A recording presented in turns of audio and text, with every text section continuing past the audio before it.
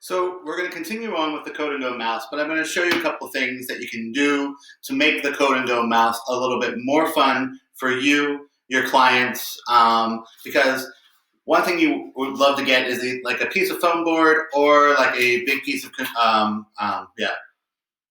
poster board and a ruler, a marker, and what you're going to do is you're just going to mark off on this grid lines. And so I'm going to start it and kind of show you what I mean. So it doesn't have to be perfect, but you want it kind of the size of the Code and Go mouse. So when you do it, you want to put the mouse on and kind of measure the size of the mouse on the board.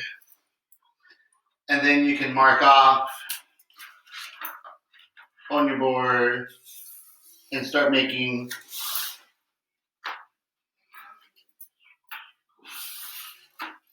a grid.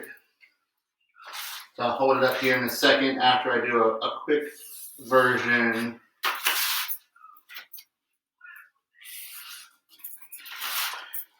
of a mouse size grid.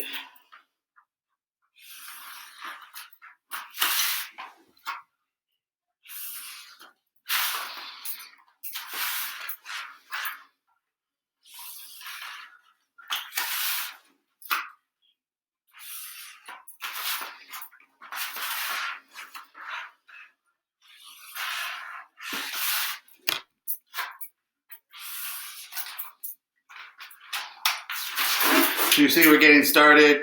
We did the mouse across, and then we can do the same for the mouse this way and start marking off a little bit of what that would look like as well.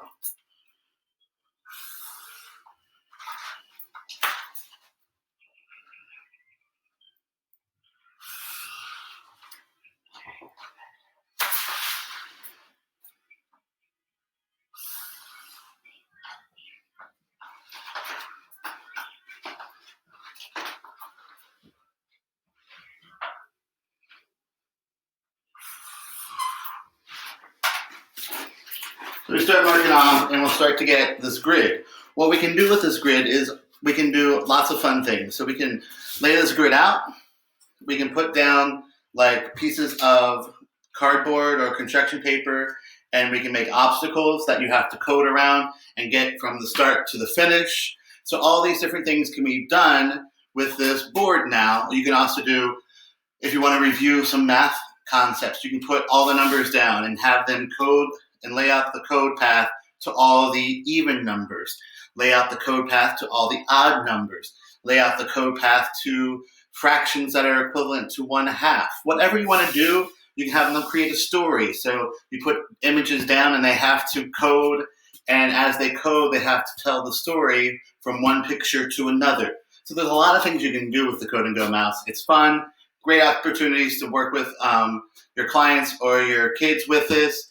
You can do this one, like I said, foam board, poster board, just big paper, like the big butcher block paper, whatever you want to do it on, and design out and create wonderful activities to review sequences so they get that whole sequential part of computational thinking and computer science, and then they can problem solve and troubleshoot and debug their code.